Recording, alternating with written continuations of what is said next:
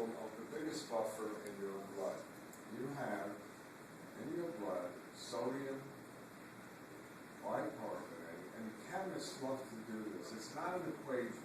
It's just listing the two of them. It used to drive me nuts when I was a student, because I couldn't understand why they would write it like that, because to me, I learned that's a fraction, right? It's not a fraction.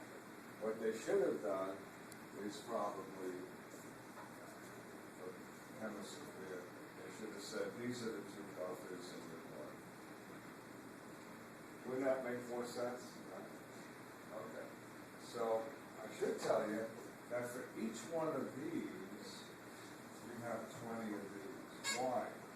Because sodium bicarb is going to change strong acids into weak, and you are a strong acid producer. You make pyruvic and lactic and acetoacetic acid, and beta hydroxybutyric, and many other acids.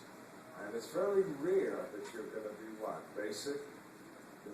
So you'll need the H2CO3 to change what? A strong base into a weak base. Your body very rarely does that. Okay? But there are conditions. So here's an example. If all of a sudden, I'll use HCl, you have too much HCl, which is a strong acid. Strong meaning if you took 100 HCls and you put it into water, you'd get 100 hydrogen ions plus 100 chloride. This is strong, because all of it broke apart. This is your acid. So if I took HCl and I combined it in your blood with sodium bicarbonate, look what I get.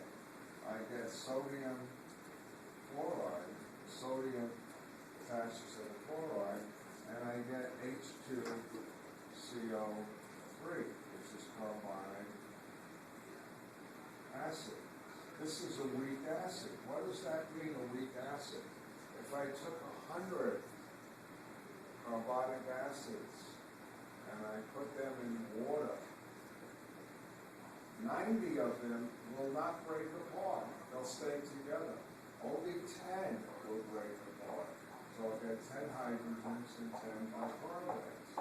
Well, 10 hydrogens is a lot less than 100, right? Here, what? All of it broke apart. Here, only what? 10 breaks apart. Everybody with me? Now, you got two problems. Here's your two problems that the books never explain well. If you convert a strong acid into a weak acid, if you build up a lot of weak acid, you'll have acidosis. So what do you have to do? You got to get rid of the weak acid. But you can do it, usually, it's not going to burn you, okay? But you have to get rid of it. What else would you have to do in your blood? If it's the sodium bicarb that's combining with the strong acid, you're going to have to regenerate sodium bicarbonate. And that's done in the kidney. We did that already. Remember the 3 boxes? How do you regenerate sodium bicarb? CO2 leaves the blood, goes into the kidney cell, combines with water, makes carbonic acid, which breaks down into hydrogen and bicarbonate. You pump the hydrogen out in exchange for sodium. The sodium and the bicarbonate go into the blood, and you've made what? New sodium bicarb. I'm not putting it on the board. Why? It's the first box in that handout. Remember, there's a sheet with three diagrams. It's the first one.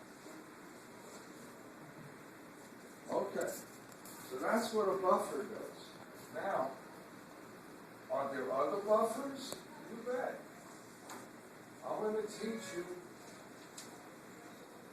2 strange buffers. Okay?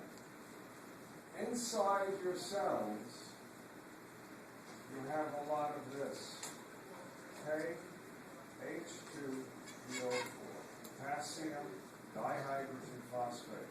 This is called an acid salt. You also have a certain amount more of this, K2HPO4.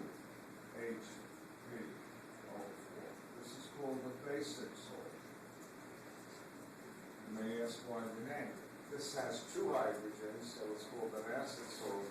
This has only one hydrogen and two potassiums. How does that work?